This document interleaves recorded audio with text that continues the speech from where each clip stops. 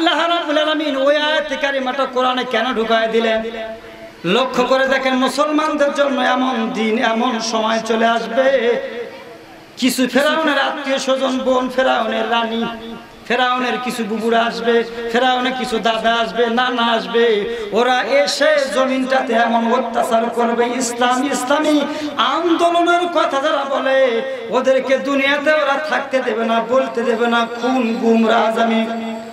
ওদের অনুসারীদেরকে আমি আল্লাহ দেখাবো, যারা নির্যাতিত জমিনে হয়েছে, আগামী দিনে এদেরকে আমি আল্লাহ তাআলা দিয়ে ওদের জ্বালা যন্ত্রণা আমি আল্লাহ আরো বেশি বাড়ায় দেব।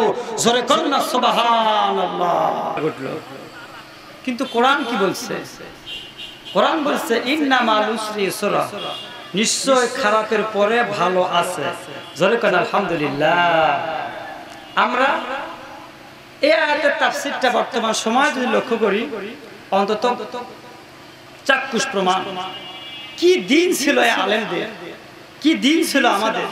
সেখান থেকে আল্লাহ তাআলা ইন্না মাল উসরি ইসরা, সুন্দর একটা দিন আমাদেরকে পদার্পণ করেছেন, করাইছেন। সেই মাবুদের দরবারে কালিমাতু সুজুদ সকলে বলছি আলহামদুলিল্লাহ। দরুদ ও সালাম বর্ষিত হোক আমাদের নবী সাইয়্যিদুল মুরসালিন আশরাফুল আম্বিয়া জনাবে মুহাম্মদুর রাসূলুল্লাহ সাল্লাল্লাহু আলাইহি ওয়াসাল্লামের প্রতি। সম্মানীয় উপস্থিতি, ভূমিকাতে কোন আয়াতে কারিমা তেলাওয়াত করি নাই। আসুন আল্লাহ দেওয়া জবানটা ছেড়ে দিয়ে প্রাণ খুলে মহব্বতের সাথে আমার সাথে ফুলসজ্জিত কণ্ঠে পড়ে নিন। আউযু বিল্লাহি মিনাশ শাইতানির রাজীম। বিসমিল্লাহির রাহমানির রাহিম। সূরা কসস। ওয়া নুরিদু আন নামুন্না আলাল্লাযীনা ইসতুদঈফু ফিল আরদ ওয়া নাজআলুহুম আইম্মাতান ওয়া নাজআলুহুমুল ওয়ারিসিন। সাদাকাল্লাহুল আযীম। সূরা কসস এর একটি আয়াত কারিমা তেলাওয়াত করেছি। এখান থেকে আল্লাহ তাআলা যদি চান তাহলে আলোচনা সামান্য কিছু সময় আমরা আলোচনা শুনব ইনশাআল্লাহ। ওয়া মা তৌফিক ইল্লা বিল্লাহ। আশ্রয় চাইতেছি আল্লাহ, যেন শয়তান দূরে রয়। আরম্ভ করিলাম আল্লাহর নামে, যিনি পরম করুণাময়। ধৈর্য সহ্য সহকারে আল্লাহ তাআলা আলোচনা শোনার তৌফিক দান করুন। আমার ভাইরা, সূরা কসস, কসস মানে হচ্ছে কাহিনী, ঘটনা, আলোচনা, বর্ণনা। সুন্দর একটা কাহিনী আল্লাহ রাব্বুল আলামিন সূরার ভিতরে তুলে ধরেছেন। এটা ওই সময়ের কাহিনী যখন বনি ইসরাইলের লোকগুলো, বনি ইসরাইলের দলের মানুষগুলো জমিনে পা রাখার মতো কোনো জায়গা ছিল না। জমিনে যখন তারা পা রাখবে, তারা মিছিল করবে, মিটিং করবে, কোনো সুযোগ নাই। জমিনে পা রাখা যখন নিষিদ্ধ, তাদের ওয়াজ করা যখন নিষিদ্ধ, হালাল বইয়ের কাছে ঘুমানো নিষিদ্ধ। বছরের পর বছর চলে গেল, মাসের পর মাস চলে গেল, স্ত্রীর সঙ্গে থাকতে পারে না, সন্তানের মুখটাও ওরা দেখতে পারে না। দুর্বিষহ একটা অবস্থা। ওদের মাধ্যমে ওদের ওই দলটাকে এমন টার্গেট করা হলো, ওরা সমাজে চলতে পারবে না, সমাজে বলতে পারবে না, ব্যবসা বাণিজ্য লেনদেন সব কিছু হারাম করা হলো। ওরা বাড়িতে ঘুমাতে পারে না, হামলা মামলা, খুন গুম, আয়না ঘরে সব বন্দী, কেউ কোনো কথা বলতে পারে না। এইরকম একটা মুহূর্তে আল্লাহ রাব্বুল আলামিন হযরত মূসা আলাইহিস সালাম এবং তার অনুসারীকে আমার আল্লাহ রাব্বুল আলামিন জানিয়ে দিলেন, ওয়া নুরিদু আন নামুন্না আলাল্লাযীনা ইসতুদঈফু ফিল আরদ। আল্লাহ বলছেন ওই দলের লোকগুলো যারা জমিনে এত নির্যাতিত হলো, জমিনে যাদের পা রাখার মতো কোনো জায়গা ছিল না, কোনো অবস্থান ছিল না, ওই নির্যাতিত লোকগুলোর ব্যাপারে আমি আল্লাহ রাব্বুল আলামিন ইরাদা করলাম, আমি আল্লাহ ইচ্ছা পোষণ করলাম, আমি আল্লাহ রাব্বুল আলামিনের ইচ্ছা হলো, আমি আল্লাহ রাব্বুল আলামিনের সিদ্ধান্ত হলো ওয়ানাজালাহুম আইম্মা। জোরে কোন সুবহানাল্লাহ। আইম্মা শব্দটা হচ্ছে ইমামের বহু বচন। ইমাম মানে কি বলেন তো? ইমাম মানে মাশাআল্লাহ একজন মুরব্বী সবার আগে বলেছে, বলে ইমাম মানে হচ্ছে নেতা, আর এই ইমামের বহু বচন হচ্ছে আইম্মা।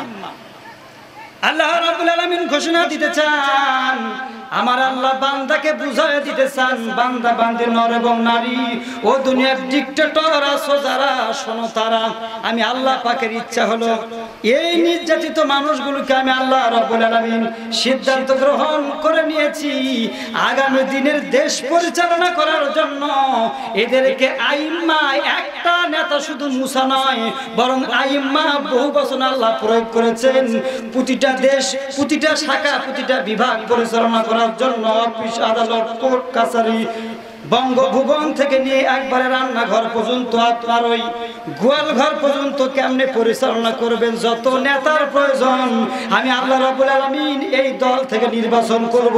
জোরে কোন সুবহানাল্লাহ। লক্ষ্য করেছেন আয়াত কখন নাজিল হয়েছে?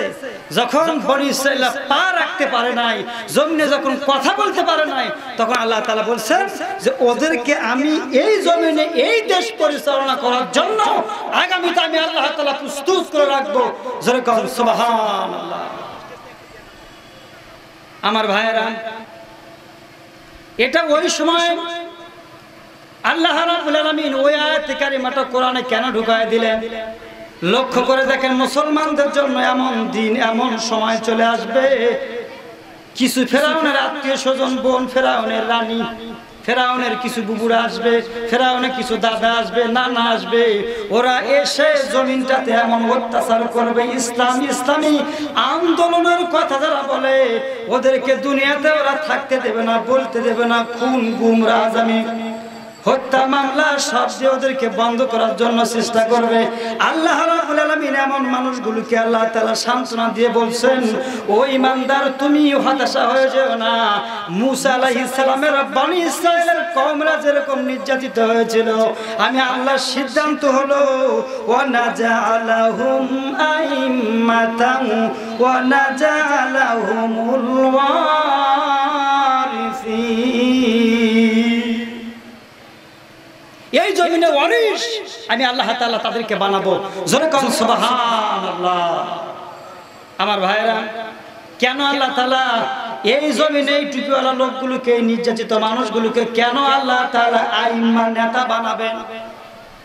আল্লাহ তাআলা পরে আয়াতে বলছেন, হয়তো এত আয়াতে কারিমা দিয়ে আলোচনা করার সময় হবে না, শুধু টাচ দিয়ে যায়। আল্লাহ রাব্বুল আলামিন বলেন, অনুমাক্কিনা লাহুম ফিল আরদ ওয়া নুরিয়া ফিরআউনা ওয়া হামানা ওয়া জুনুদাহুমা মিনহুম মা কানু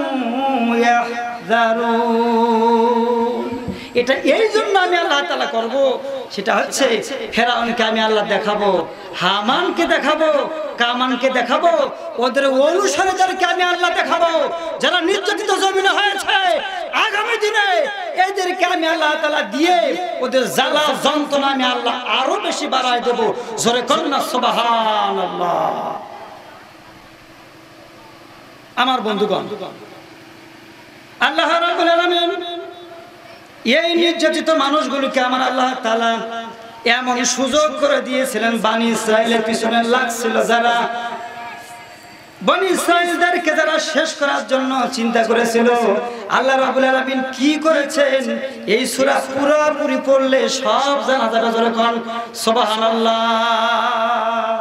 আল্লাহ রাব্বুল আলামিন এমন একটা সময় আমাদের মাধ্যমে আল্লাহ তাআলা আমাদেরকে দিয়েছিলেন, ওই সময় ইসলামের কথা বলা যায় নাই, ইসলামী আন্দোলনের কথা বলেছে যারা, কতদিন হয়েছে বাড়িতে ঘুমাতে পারে নাই, তারা বলেন ঠিক না বেঠি? দিনের পথে যারা চলেছে ওরা বুঝতে পারবে। আপনি তো হালুয়া রুটি খেয়ে আপনি কেমন করে বুঝবেন? ও বন্ধু, আমাদের অসংখ্য নেতা কর্মীরা বলছে, হুজুর আপনারা তো ওয়াজ করে খান, আপনারা টের কি পাবেন? কত রাজ্যে আমাদের কেটেছে, এলাকায় এমন কোন গোরস্থান ছিল না, এমন কোন কবরস্থান ছিল না যে ঘরে আমরা ঘুমাই নাই। ওই রকম দিন আমাদের চলে গিয়েছিল। তারপরেও এদেশের আলেম ওলামা নির্যাতিত মুসলমানরা প্রমাণ করেছে তারা কোনোদিন চরমপন্থা অবলম্বন করে না। আমরা ক্ষমাতে বিশ্বাসী, আমার নবীর আদর্শকে আমরা ধারণ করি, কোরআনের আদর্শকে আমরা ধারণ করি, তাই তো প্রতিশোধের বিশ্বাসী আমরা মুসলমানরা নই। জোরে কোন সুবহানাল্লাহ। তামাম দুনিয়া এটা দেখেছে। তার কারণ হলো কি? আমাদের মাঝে আমাদের নবীর আদর্শ আছে না? আমার নবীর আদর্শ আল্লাহ তাআলা আমাদের মাঝে দিয়েছে। এজন্য সামান্য ভাইরা বলে গেলে চলবে না। এই ক্ষমা নিয়ে কত মানুষের চুলকান শুরু হয়ে গিয়েছে। জামাতের নেতা এত বড় নেতা হওয়ার পরে এটা কোনো কথা বললো? আমার বন্ধুগণ, ক্ষমার রাজনীতি আপনাকে শিখতে হবে। রাজনীতি করতে গেলে রাজকীয় মন হতে হবে, প্রতিশোধ পরায়ণ হওয়া যাবে না। তিলকাল আইয়ামু নুদাইলুহা বাইনান নাস, আমার আল্লাহ বলেন মানুষের মাঝে আমি সময়টাকে ঘোরাই, কালের চক্র বক্র গতিতে ঘুরিতেছে অবিরত। আজ দেখি যারা কালের শীর্ষে, কাল তারাই পদনত। সুতরাং এখান থেকে আমাদেরকে বেরিয়ে হয়ে আসতে হবে।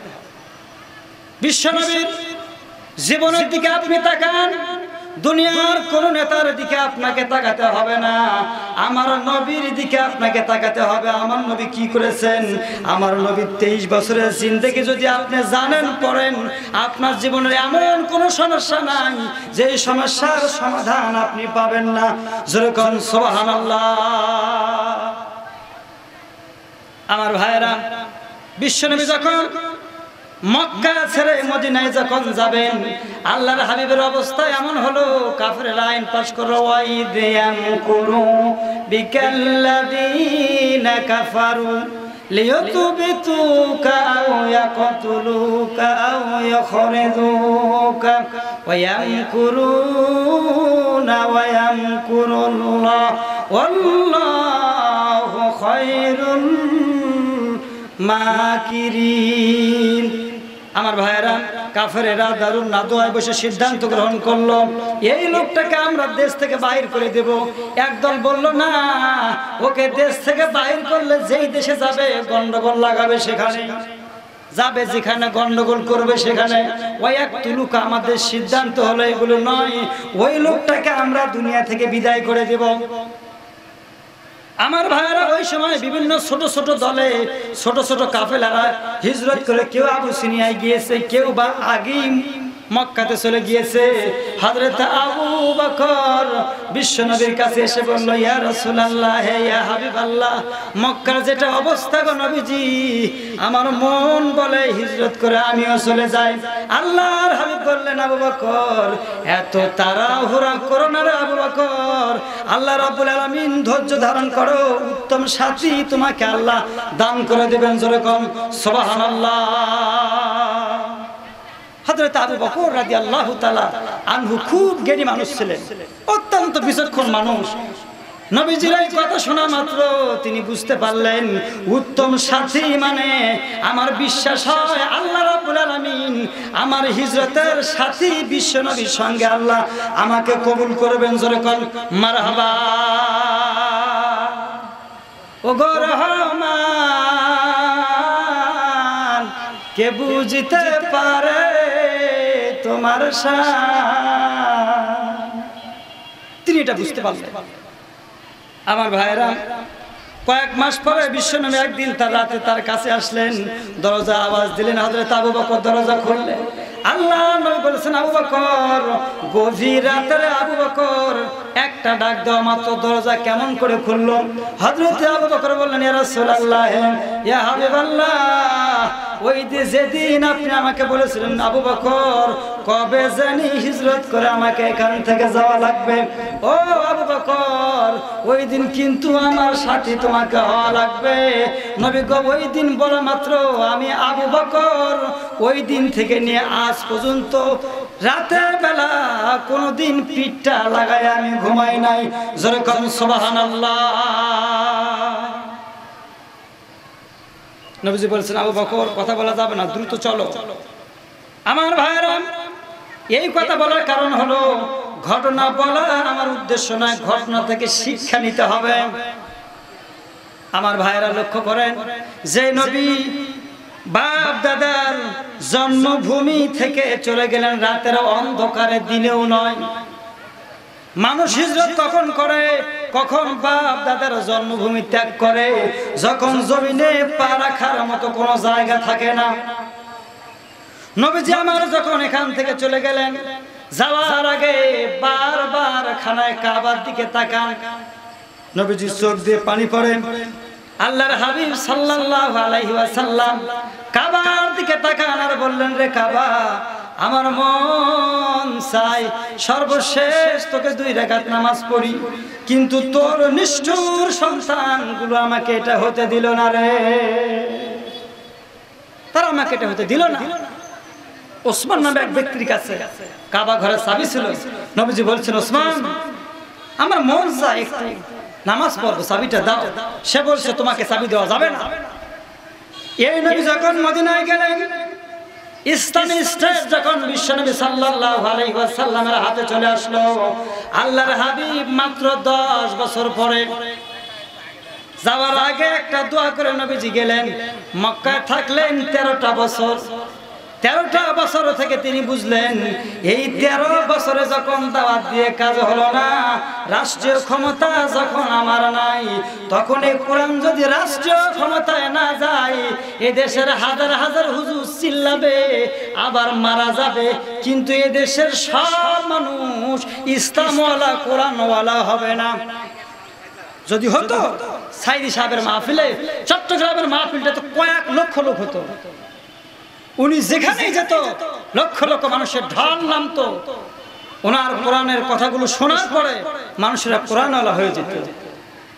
উনি পারবেন না, কারণ বিশ্ব নবী যেটা পারেন নাই, আমি হুজুর কি সেটা পারবো? সম্ভব নয়। নবীজি এটা বুঝেছিলেন। যাওয়ার আগে আল্লাহ রাব্বুল আলামিনের জন্য আল্লাহ রাব্বুল আলামিনের দরবারে একটা দোয়া করলেন। নবীজির কথা হলো হাদিস, নবীজির কথা হলো হাদিস, আর আল্লাহর কথা হলো কোরআন।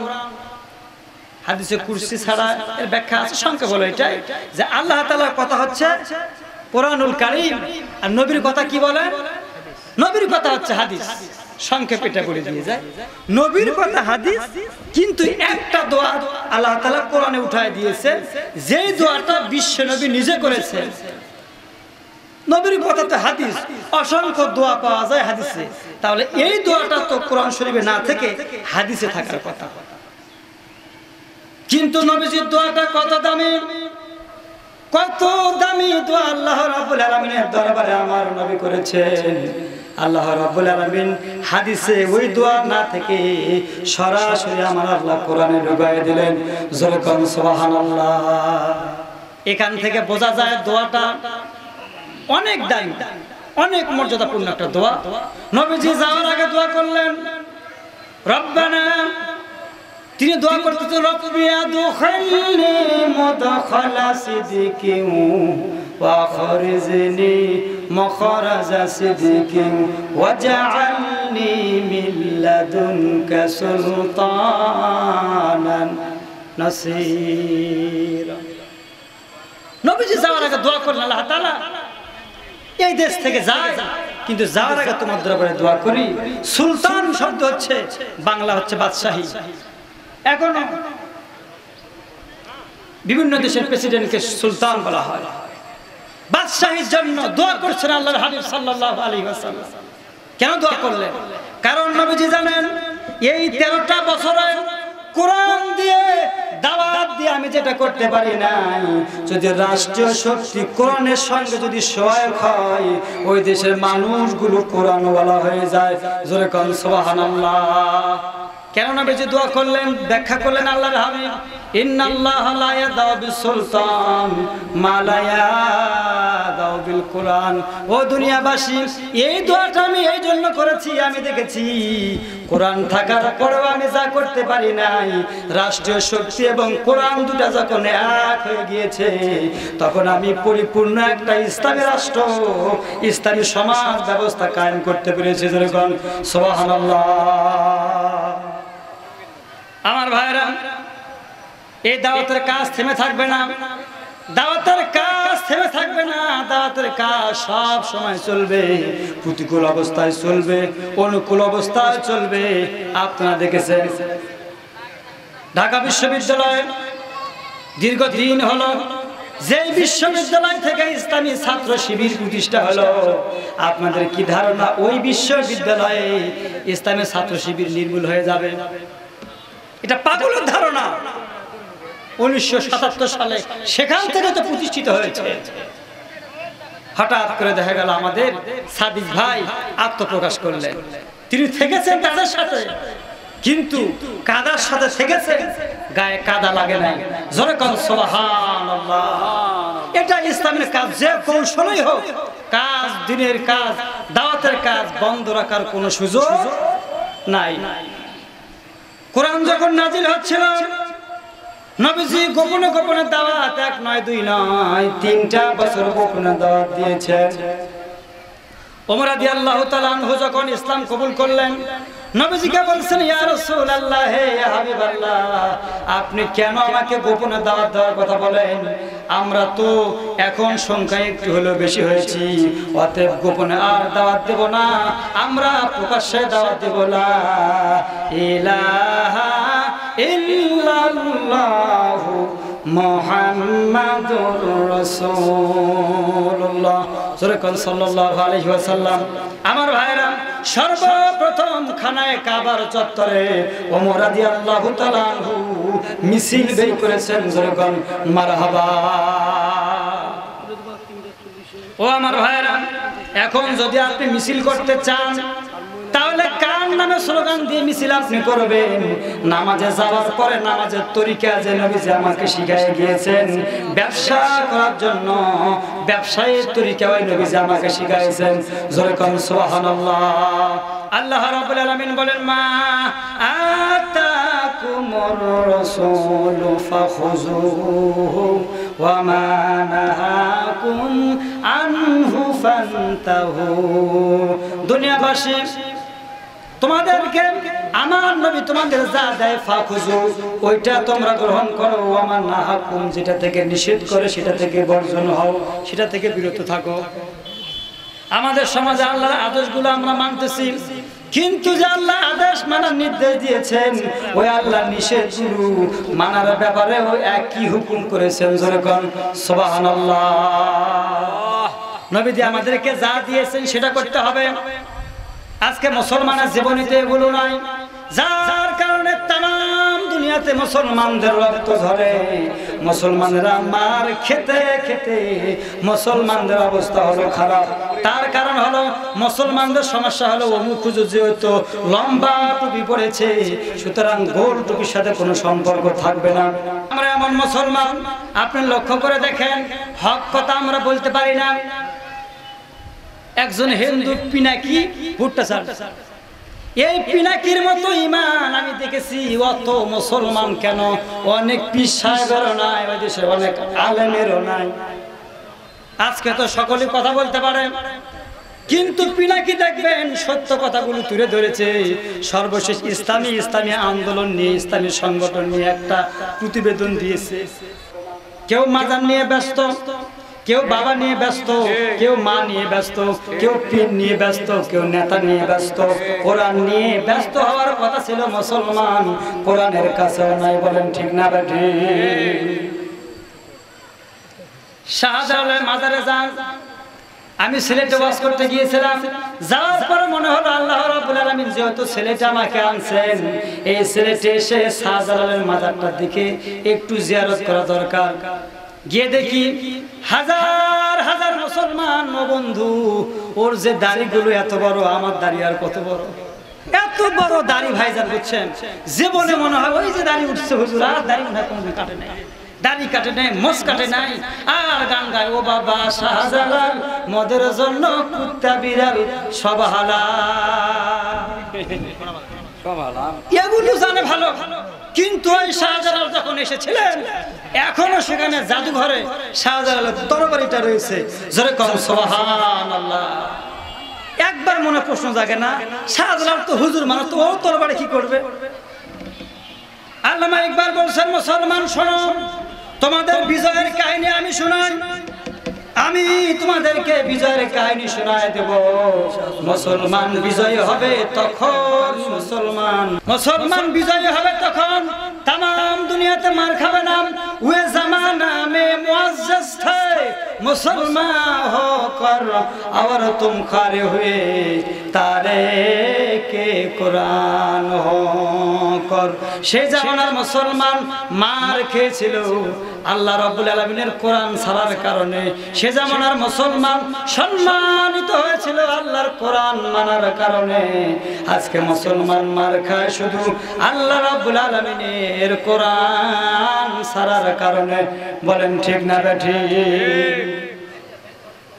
আমার ভাইরা, আমরা কোরআন থেকে অনেক দূর, তাই তো একই মুসলমান, আমরা একই মুসলমান হওয়ার পরেও দেখা যায় বিভিন্ন দলে বিভক্ত হয়ে গেছে। বলেন ঠিক না ঠিক?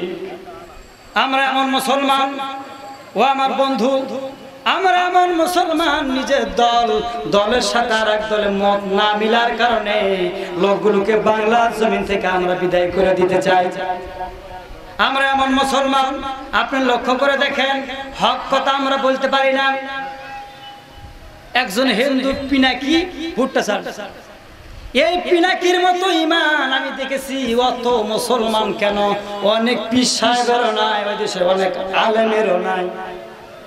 আজকে তো সকলেই কথা বলতে পারে, কিন্তু পিনাকি দেখবেন সত্য কথাগুলো তুলে ধরেছে।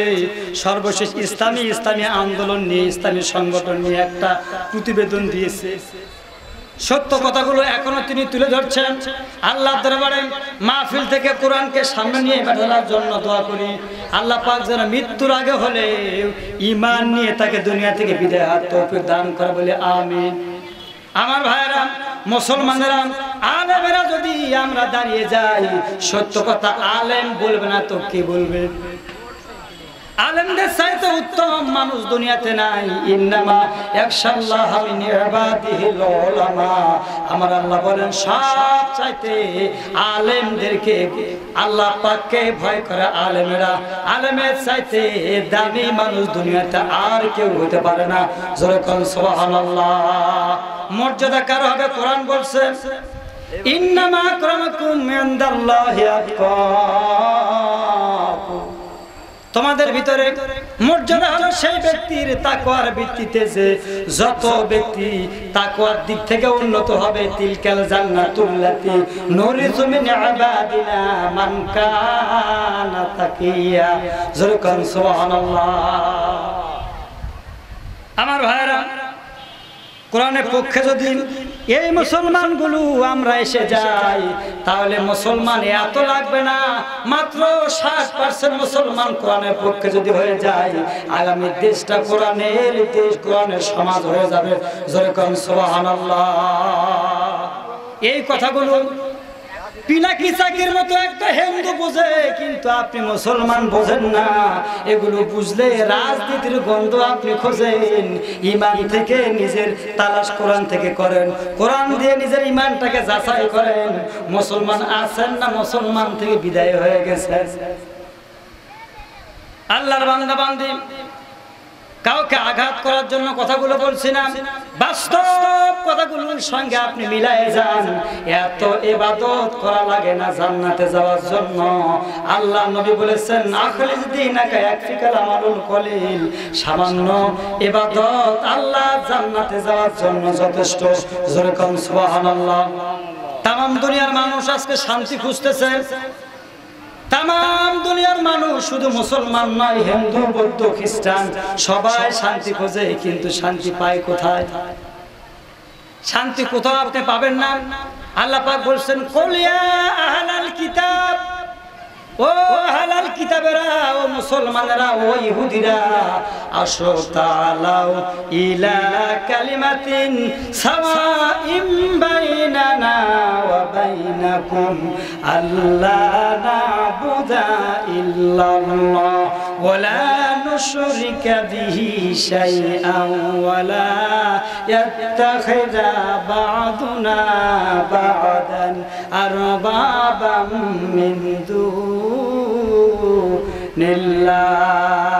আমার আল্লাহ বলছেন, আসো তাআলাউ, আমরা একটা কালিমার দিকে এসে যাই, তাআলাউ ইলা কালিমাতিন সাওয়াইম বাইনানা ওয়া বাইনাকুম, যে কালিমার ভিতরে, যে বাক্যের ভিতরে তোমাদের ভিতরে আমাদের ভিতরে কোনো পার্থক্য নাই।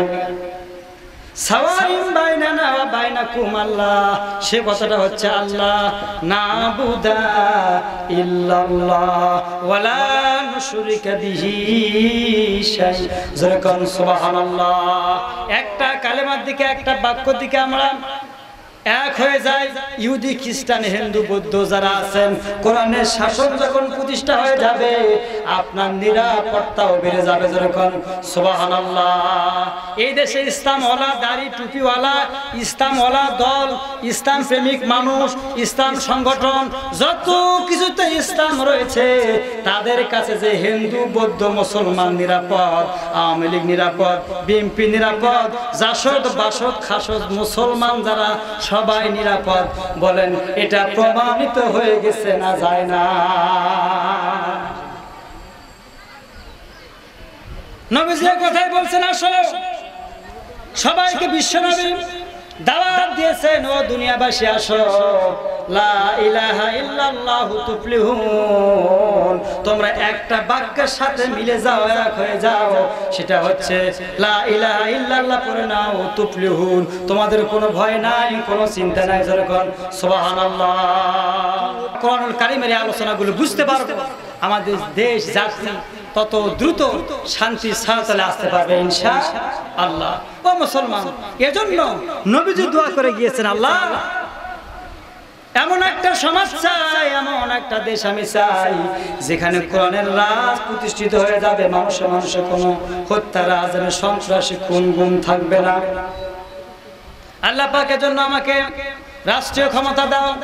আমার আল্লাহ বলছেন, ও নবী আপনি মদিনায় চলে আসুন, আমি আল্লাহ রাব্বুল আলামিন আপনার জন্য মদিনার মানুষের মনগুলোকে আল্লাহ তৈরি করে দিয়েছেন।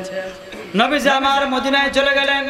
ও মুসলমান, মদিনায় যাওয়ার পরে আল্লাহর হাবিব রাষ্ট্রীয় ক্ষমতা পেয়ে গেলেন। তার কারণ হলো, ফেরেশতা এসে নবীজিকে রাষ্ট্রীয় ক্ষমতা দেয় নাই। রাষ্ট্রীয় ক্ষমতায় মদিনার মানুষগুলো কোরআনের সমাজ চেয়েছেন, এজন্য তাদেরকে আল্লাহর হাবিব সাল্লাল্লাহু আলাইহি ওয়াসাল্লাম গিয়েছেন, নবীজিকে তারা গ্রহণ করেছেন। এখন আমরা যারা আছি, মনে মনে যদি সিদ্ধান্ত গ্রহণ করি, আগামী সমাজ আমরা বাবাকে দেখছি, আমরা স্বামীকে দেখেছি, চাচাকে দেখেছি, অমুক তমুক অনেক নেতা নেত্রী চ্যাং ব্যাং দেখেছি। একটা বারের জন্য কোরআনের সমাজটা আমরা দেখতে চাই, আল্লাহকে ধোঁকা দেওয়ার জন্য নয়, মুনাফিকের জন্য নয়, কোরআনের সমাজ একটা বার প্রতিষ্ঠিত করার জন্য আগামীতে যে প্রস্তুতি দরকার, সেটা মানসিকভাবে হোক, সেটা আপনার শক্তির মাধ্যমে হোক, বুদ্ধির মাধ্যমে হোক, টাকার মাধ্যমে হোক, পয়সার মাধ্যমে হোক, এমন যদি সিদ্ধান্ত গ্রহণ করতে পারেন, আগামী সমাজটাও আমাদের কোরআনের সমাজ প্রতিষ্ঠিত হয়ে যাবে। এই জন্য মুসলমান, আমাদের সকলকে এক হয়ে যেতে হবে। মনে রাখবেন, আলোচনার একটা পর্যায়ে আমি বলেছিলাম, বলেন তো নবীজি এখন মক্কায় আছেন না মদিনায় আছেন? এখন আমি আপনাদেরকে কোথায় নিয়ে যাব? মদিনায়। এখন কোথায় নিয়ে যাব? নবীজি যখন মদিনায় চলে এসেছেন, নবীজি মদিনায় আসার পরে মদিনার মানুষগুলো বিশ্ব নবীকে এমন করে গ্রহণ করলো, আল্লাহর হাবিব সাল্লাল্লাহু আলাইহি ওয়াসাল্লাম এমন একটা সমাজ এই লোকগুলোকে নিয়ে উপহার দিয়েছেন। আল্লাহর হাবিব অন্য কোনো লোক ছিল না, ওই সমাজের এই লোকগুলো ছিল যারা কন্যা সন্তান দুনিয়ায় আসার পরে জীবন্ত কন্যাকে ওরা মাটির নিচে পুঁতে রাখত। নবীজি ওই লোকগুলোকে নিয়ে এমন একটা কোরআনের সমাজ কায়েম করেছে। কোন লোক তারা ছিল? ওরা তো ওই লোক যেই লোকগুলোর কাছে একজন নারীর ইজ্জত কোনোদিন সংরক্ষিত ছিল না। জৈবিক চাহিদার প্রয়োজন হয়েছে, সামনে একটা মেয়ে পড়েছে, এটা কার বোন, এটা কার বউ, এটা কার মা, টাকার সময় ছিল না, জৈবিক চাহিদা পূরণ করা লাগবে। এই লোকগুলো তো সেই লোক ছিল, হজে কোনো কাফেলাও যদি যেত ওই কাফেলাকে তারা লুট করে নিত। অর্থাৎ এমন কোনো বহিত কাজ নাই, খারাপ কাজ নাই যা এই লোকগুলো করে নাই।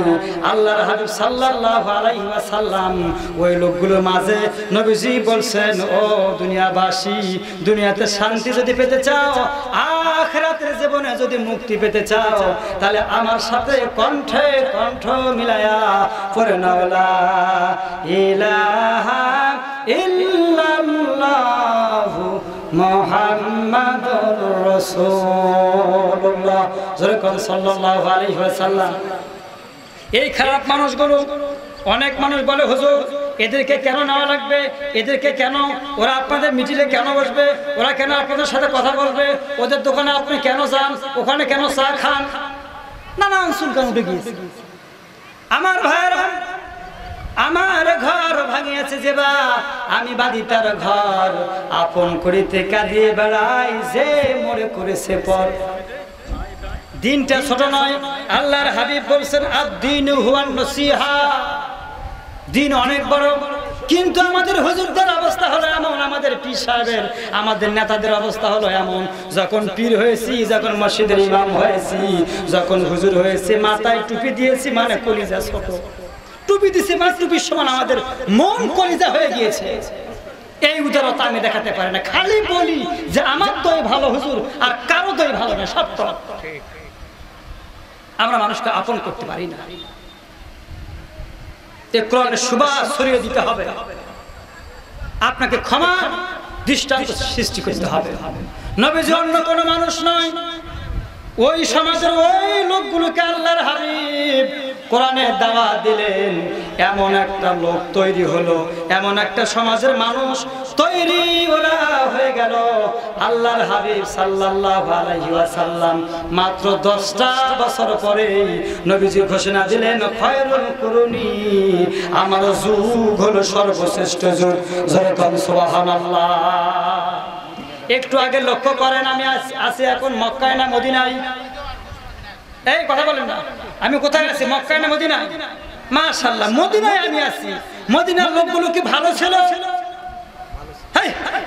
মদিনার লোকগুলো আগে ভালো ছিল না, কিন্তু এত খারাপ কাজের পরও, খারাপ গুণের পরেও নবীজি যখন গিয়ে তাদেরকে কোরআনের কথা বলেছেন, তখন ওরা ভেবে দেখেছে, দাদাকে দেখলাম, বাবাকে দেখলাম, স্বামীকে দেখলাম, অমুক তমুক নেতা দেখলাম, চাচা চাচি, বুবু ফুবু সব দেখলাম, কোনো কাজ হলো না। এই লোকটার চেহারা যত সুন্দর, এই লোকটার কথা যত সুন্দর, একটাবার দেখি না কেন, এই লোকটা আমাদেরকে কি দিতে পারে। ওরা সাপোর্ট দিয়েছে। আল্লাহর হাবিব ক্ষমতার চেয়ারে বসেছেন। জোরে কোন সুবহানাল্লাহ। ও আমার বন্ধুরা, সব মানুষকে রাজনীতির দরকার নাই, সব মানুষকে মিছিলের দরকার নাই, মিটিংয়ের দরকার নাই। আপনি ব্যবসায় ব্যবসা করেন, এখানে আপনাকে ইসলামী ব্যবসায়ী হওয়া লাগবে। আপনি চাকরি করেন, যেই ব্যাংকে চাকরি করেন ইসলামী ব্যাংক হোক। আমরা চাই না এই দেশ, ধরেন যে স্বপ্ন দেখতেছেন, সকালবেলা ঘুম থেকে উঠলেন, আপনি দেখতেছেন ইসলামের রাষ্ট্র হয়ে গিয়েছে, সব জায়গাতে ইসলাম কায়েম হয়ে গিয়েছে, কিন্তু আপনি যদি ইসলামের সাপোর্টার হতে না পারেন, তাহলে আপনার কি উপকার হলো? কিন্তু ইসলাম কায়েম হয় নাই, কোথাও হয় নাই। আপনি ইসলামের সাপোর্টার, হাজারো বাধা আসবে। ওই যে একটু আগেই বললাম, কবরে যে লোকগুলো ঘুমায়েছিল, যে লোকগুলো বাড়িতে বৈধ স্ত্রীর সঙ্গে থাকতে পারে নাই, সন্তানদের সঙ্গে থাকতে পারে নাই, আল্লাহ পাক ওই যে ত্যাগের বিনিময়ে আমার আল্লাহ এমন একটা সমাজ দিয়েছেন, এখন মুক্ত বিহঙ্গনা আলেমেরা ঘরে কথা বলার কোনো জালেমের জন্ম আর হয় না। বলেন ঠিক না ঠিক? আলেমদের সঙ্গে বেয়াদবি করলে কি হয় জানেন? আমার আল্লামা যখন গাড়ি থেকে নেমেছেন, এত সুন্দর একটা হাসি দিয়েছেন, ওয়াজের ময়দানে এত সুন্দর হাসি আমরা দেখি না। সুবহানাল্লাহ। সে আল্লামা হাসি দিয়ে ভালো মানুষটা নেমে গেল, সালাম দিয়ে জিজ্ঞেস করলো আপনারা কেমন আছেন। বেটাকে বললো পুলিশের আমাকে খুব ভালো সেবা এরা করে, আমার জন্য অনেক কষ্ট এরা করে। সেই লোকটাকে মাসুদ সাইদি সেখানে আছেন, বারবার বলছেন আমার মন বলে আব্বা তো অনেক ভালো, তারপরেও হাসপাতালে কেন আনতেছেন, আমাকে ভালো লাগতেছিল না। আমি পুলিশকে বললাম ভাই একটু আব্বার সঙ্গে দেখা করাতে দেন। ওই জালেমগুলোর কোনো দয়া হলো না, ওই জালেমদের সামান্য মায়াও হলো না, ওরা আমাকে দেখা করতে আব্বার সাথে দিল না। আমার ভাইরা আমার সাথে যেহেতু দেখা করতে ওরা দিল না, এসব নামাজ পড়ে যখন বসে আছি তখন আমাকে বললো আপনার আব্বার সঙ্গে দেখা করতে হবে। আমি গিয়ে দেখি আমার আব্বা দুনিয়ায় নাই, আমার আব্বা দুনিয়া থেকে বিদায় হয়ে গেছে। ও আমার ভাইরা কথাটা কেন বললাম আপনি লক্ষ্য করেন, আলেমদের সঙ্গে বেয়াদবি যখন আপনি করবেন পরিণতি ভালো হবে না। মিলায় নেন, ছেলের সঙ্গে কথা বলার সুযোগ আপনারা দেন নাই, আর 15 বছর সব আপনার, পুলিশ আপনার, সেনাবাহিনী আপনার, আনসার আপনার, ভ্যান চালক থেকে পুরো দেশটাকে আপনার নিজের লোক বলে সাজানোর পরেও দেশবাসীর সামনে ভিক্ষা চেয়েছে সময় একটু ভাষণ রেকর্ড করে দেশবাসীর কাছে বিদায় নেব।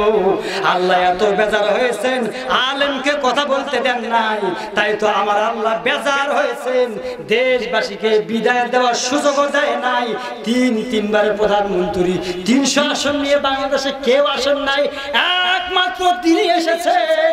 আমার আল্লাহ এত বেজার হয়েছেন, আমার আল্লাহ মুখটা এমন করে ফিরিয়ে নিয়েছেন, দেশবাসীকে বলার সময় তওবা করার সময় হয় নাই। বলেন ঠিক না বেঠে? আমার আল্লাহ আমার কথাগুলো যেখানে যায় কত মানুষ নামাজ রোজা ঠিক পড়েই না, তারপরে হুজুর এই সময় বিজয় হলো, আল্লাহ বিজয় দিল, কিন্তু আমাদের সাইদি নাই, নিজামি নাই। আমাদের সাইদি যদি এসে বিজয়ের কথাটা আমাদের মাঝে বলতো আরো কত যে আনন্দ আমাদের হতো। বলেন ঠিক না বেঠি? ও আমার ভাইরা 2001 সালে চট্টগ্রামের মাহফিলে বলেছিলেন মামু বাড়ি দিল্লি যাওয়া লাগবে 1 সাল, 24 বছর 23 বছর হয়ে গেল, তাহলে 23 বছর পরে সে কথাটা কাটায় হয়ে গেল। মামু বাড়ি ছাড়া পালানোর জন্য এ দূরে গর্ত পাবা না বলে গেছে না, যায় নাই? এত প্রভাবশালী, এত দাপটওয়ালা আপা আমার, তিনি এখন কোথায় যাবেন? দুনিয়াতে কেউ তাকে বরণ করতেছে না। এটা হলো আল্লাহর কোরআন। আমরা কাউকে মারতে আসি নাই, কাউকে ছাড়তে আসি নাই, সবাই বেঁচে থাকে এটা আমরা কামনা করি। কিন্তু যে জালেম হবে আমার আল্লাহ ছাড় দেন, আমার আল্লাহ তাকে ছেড়ে দেন না। বলেন ঠিক না বেঠি?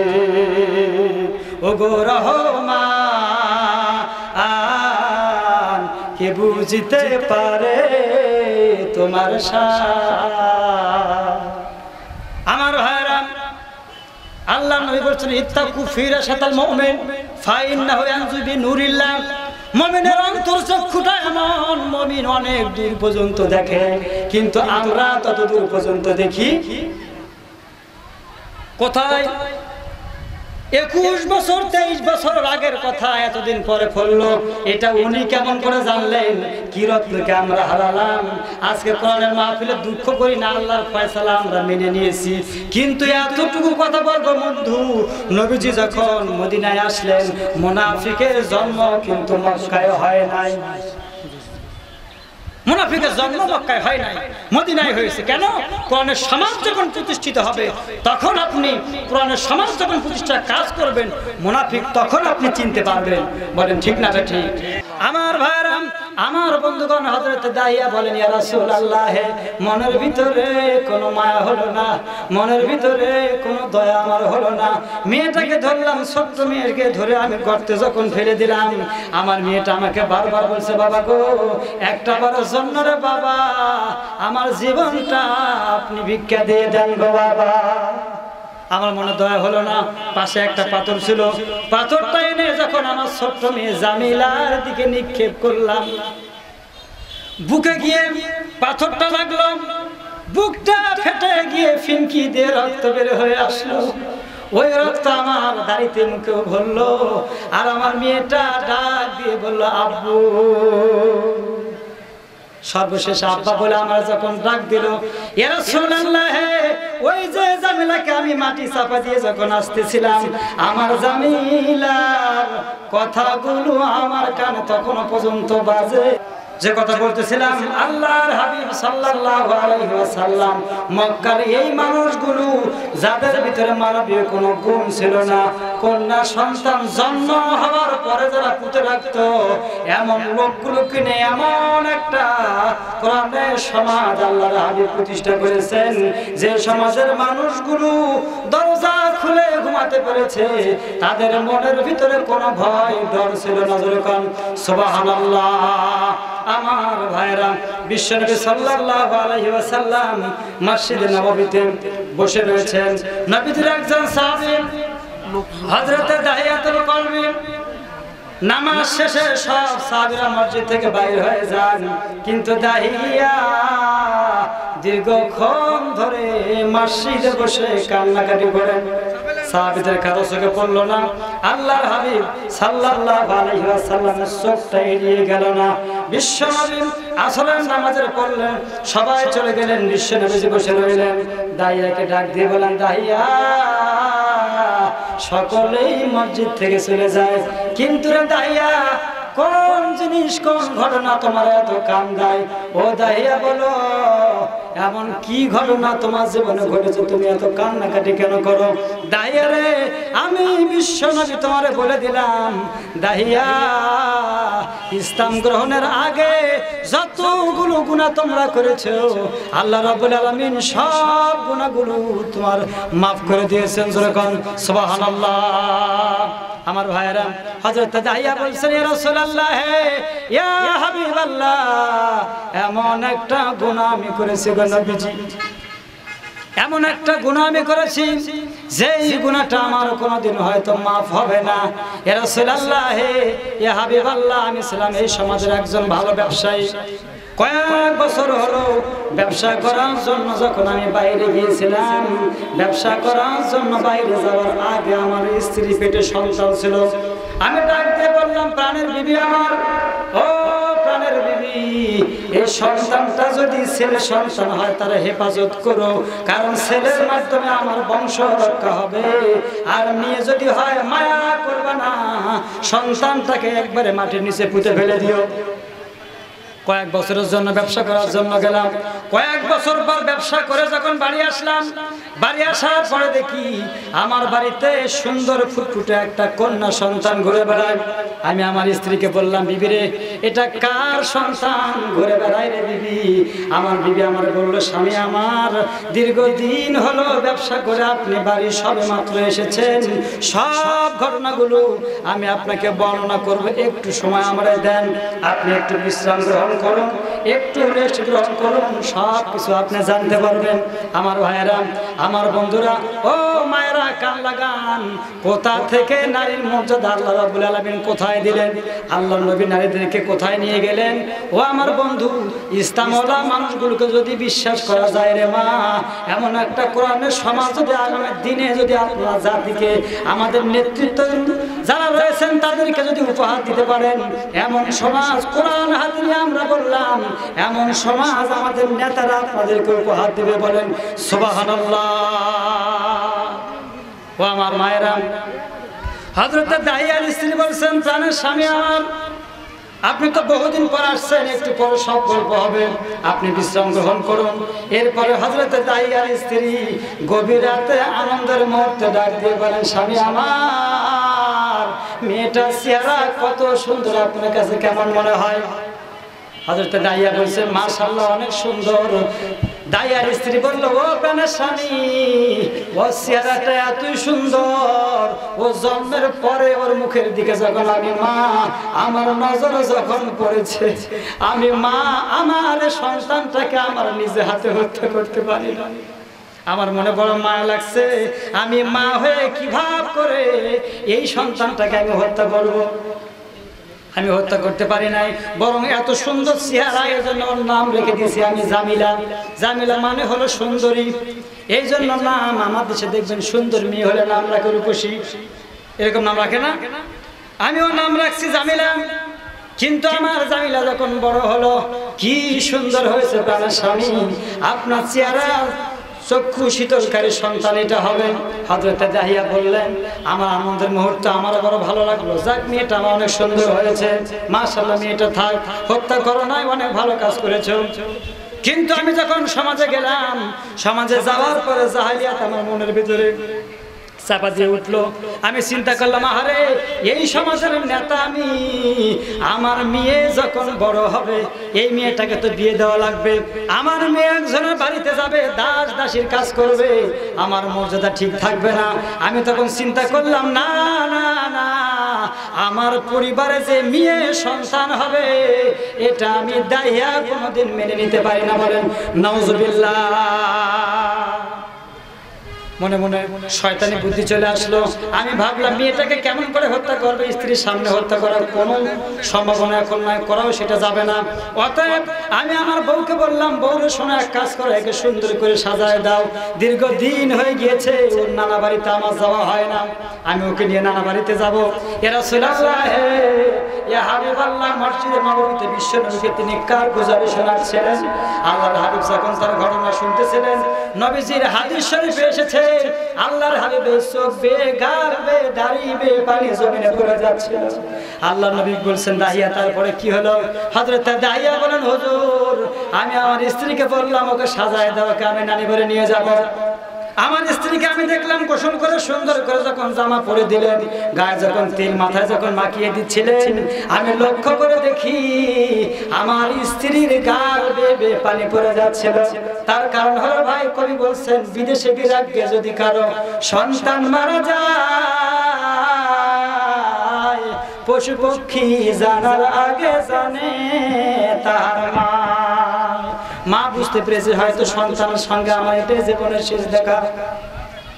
ও আমার বন্ধুগণ, হযরতে দাহিয়া বলেন, সন্তানটাকে সেজে নিয়ে বাড়ি থেকে যখন বের হলাম, আমি লক্ষ্য করে দেখি যত দূর পর্যন্ত আমি যাই, যত দূর পর্যন্ত দেখা যায় আমার স্ত্রী দাঁড়িয়ে আছে, আর চোখের আসল, শাড়ির আসল দিয়ে চোখটা মুছতেছে। যখন একটা বাঘ নিলাম, আমি একটা চাটিয়াল ময়দানে চলে গেলাম, আর যখন দেখা যায় না, ওই পাহাড়ে যাওয়ার পরে একটা গর্ত করলাম। গর্ত খনন যখন করতেছি, ওই সময় আমি লক্ষ্য করে দেখি বালি এসে আমার দাড়িতে ভরে। ছোট্ট মেয়েটা দৌড়ে এসে বলে, আব্বা যান, এই মরুভূমিতে প্রচন্ড গরমে আপনি কি করতেছেন, এত কষ্ট হয়। আমার দাড়ির বালিগুলো মেয়েটা মুছে দেয়, আমার জামার বালিগুলো মুছে দেয়। আর আমার মেয়েটা ডাক দিয়ে বলে, আব্বা আব্বা গো, এত কষ্ট করতে আপনার কেন হবে? এই গর্তটাতে আপনি কি করবেন? আমার ছোট্ট মেয়ে জানে না এই গর্তটা আমি তার জন্য খুঁড়তেছি। আমার ভাইরা নবী যে ঘটনা শুনতেছিলেন আর কাটতেছিলেন, হযরতে দাহিয়া বলেন, এক পর্যায়ে মেয়েটাকে যখন আমি গর্তে ফেলে দেব, মেয়েটা আমার বুঝতে পেরেছে। তখন বুদ্ধিমতী মেয়ে, বিদর্শিনী মেয়ে আমার বুঝতে পেরে বলতেছে, বাবা গো, এতক্ষণ বাবা আমি বুঝে নাই। ও বাবা, এখন আমি বুঝতে পেরেছি গো বাবা, আমার আপনি হত্যা করো না। ও বাবা, আপনি আমার ছেড়ে যান। কথা দিলাম, ওয়াদা দিলাম, আমি আপনার বাড়িতে যাব না। দুই মুঠো খানা খাই বলে বড় অপরাধ করেছি, খানা আর খাবো না। দুইটা চোখ যত দূর পর্যন্ত যায় তত দূর পর্যন্ত আমি যাব গো বাবা, আর আপনার বাড়িতে যাব না। আপনাকে শরম দেওয়ার জন্য আপনার দেশের মানুষের সঙ্গে আমি সাক্ষাৎ করব না। ও বাবা, আপনি আমার জীবনটা ভিক্ষা দেন, আমি আমার জীবনটা নিয়ে যত দূর যেদিকে চোখ যায় সেদিকে আমি যাব। যেরকম সুবহানাল্লাহ। আমার ভাইরা, আমার বন্ধুগণ, হযরত দাহিয়া বলেন, ইয়া রাসূলুল্লাহ, মনের ভিতরে কোনো মায়া হলো না, মনের ভিতরে কোনো দয়া আমার হলো না। মেয়েটাকে ধরলাম, ছোট্ট মেয়েকে ধরে আমি গর্তে যখন ফেলে দিলাম, আমার মেয়েটা আমাকে বারবার বলছে, বাবা গো, একটা বারের জন্য রে বাবা, আমার জীবনটা আপনি ভিক্ষা দিয়ে দেন গো বাবা। আমার মনে দয়া হলো না। পাশে একটা পাথর ছিল, পাথরটা এনে যখন আমার ছোট্ট মেয়ে জামিলার দিকে নিক্ষেপ করলাম, বুকে গিয়ে পাথরটা লাগলো, বুকটা ফেটে গিয়ে ফিনকি দিয়ে রক্ত বের হয়ে আসলো। ওই রক্ত আমার দাড়িতে মুখেও ভরলো, আর আমার মেয়েটা ডাক দিয়ে বললো আব্বু। সর্বশেষ আব্বা বলে আমার যখন ডাক দিল, ইয়া রাসূলুল্লাহ, ওই যে জামিলাকে আমি মাটি চাপা দিয়ে যখন আসতেছিলাম, আমার জামিলার কথাগুলো আমার কানে তখনো পর্যন্ত বাজে। বাবা গো, আমাকে তুমি জীবনটা ভিক্ষা দাও রে বাবা। আমি কথা দিলাম এই সমাজে তোমাকে আমি অপমান করব না, তোমার বাড়িতে আমি যাব না। আমি এতই নিষ্ঠুর বাবা, আমার জামিলার জীবনটা পর্যন্ত আমি বাঁচতে দিলাম না। ও আমার বন্ধুগণ, কোরআনুল কারীম সেই কথাটা বলছে, বিআইবি দামবিন কুতিলাত। কিয়ামতের ময়দানে এই বাচ্চাগুলো আল্লাহর দরবারে দাঁড়িয়ে বলবে, রব্বুল আলামিন, আমার আব্বাকে আপনি জিজ্ঞেস করেন কোন অপরাধের কারণে আমার আব্বা আমাকে হত্যা করেছে। আমার ভাইয়েরা, আল্লাহ নবী কাঁদতেছিলেন আর বলছেন, দাহিয়া, এত নিষ্ঠুর কি মানুষ হতে পারে দাহিয়া? তবে রে দাহিয়া শোনো, আমি আল্লাহর নবী তোমারে ঘোষণা দিলাম, ইসলাম গ্রহণ করার আগে যত গুনাহ তুমি করো না কেন, আমার আল্লাহ রাব্বুল আলামিন যত বড় অপরাধ করো না কেন, আমার আল্লাহ সব তোমার ক্ষমা করে দিয়েছেন। যখন সুবহানাল্লাহ। আমার ভাইরা, হাদিস শরীফে এসেছে, জিবরিল কয়েকজন সুরতে নবীজির কাছে এসেছেন, সব চাইতে বেশি এসেছেন হযরত দাহিয়াতুল কলবি সুরত। ধরে ধরে কোন মারহাবা। আধারে যখন ডুবেছিল জাতি, ছিল না আলোর বাতি, অন্ধকারে ডুবেছিল সেই সে আরব জাতি। নারী জন্মে বেজার পিতা, হতো নতুন ঘর, কন্যা জন্মে ব্যতীত মায়ের কাঁদিত সেই অন্তর। সেই সে মহাদুর্যোগ দিনে মোদের আল্লাহর আশীর্বাদ, জন্ম নিলেন ধরনীর কোলে রাসূল মুহাম্মদ। সুবহানাল্লাহ। ও আমার বন্ধুগণ, আল্লাহ পাক এমন নবীকে দুনিয়াতে পাঠিয়েছেন, আমার আল্লাহ বলেন, ওমা আরসালনাকা ইল্লা রাহমাতাল লিল আলামিন। আমার নবী হলেন আমার আল্লাহ তামাম দুনিয়ার জন্য রহমত। আমার আল্লাহ নারীর জন্য আমার আল্লাহ বিশ্ব নবীকে রহমত করেছেন। ও মা, যখন নারীর কোনো দাম ছিল না, আল্লাহ নবী আপনাদের দাম এত বেশি দান করেছেন। যেরকম সুবহানাল্লাহ।